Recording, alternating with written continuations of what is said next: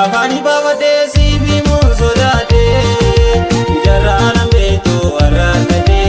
na beto arakade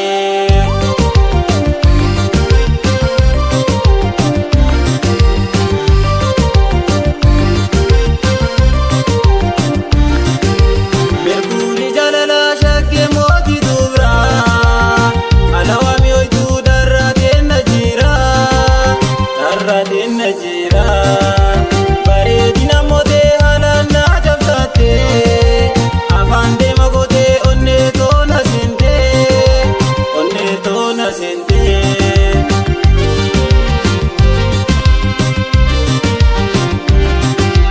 yaa dureeyte qaalee namaa kophaa kotaa'ee suma waama yaa bareeddu qaalee namaa kophaa kotaa'ee suma waama afani babadee sibi musodade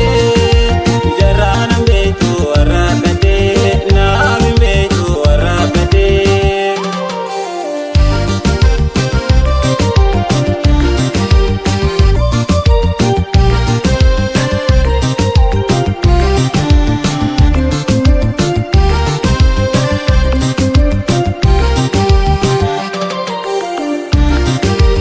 alkanjiya tate guyyaa akka biltoo biruu tobarete sumaanii kaniftoo furmaata dibetoo yaada waa jaalala barrisina kotuu hin ta'iin halaala ol qabee gaggabee mala waa'uudhaabee jaalala ulfaatu sirraa isa qabe sitti baafachuudhaaf haramni saayida toifate obsuufis keessa isa miidha.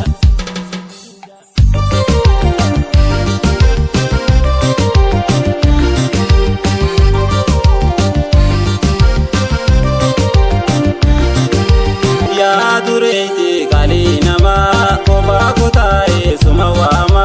yaa bareeddu qaalee namaa kophaa kotaa'ee suma waama afani babadee sibi musodade jarana beto arakade na beto arakade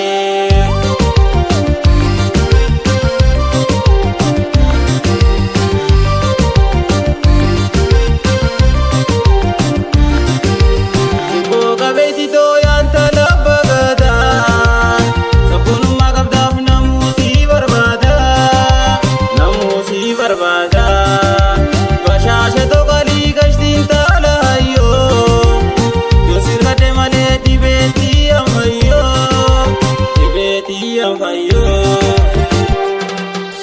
jiru saada taayitee fuuldurri isaan shakkii akka keessa jiru kontiina ol argi jaalalli gafuudha gufuu karaa keessa harra yootti boontees boru si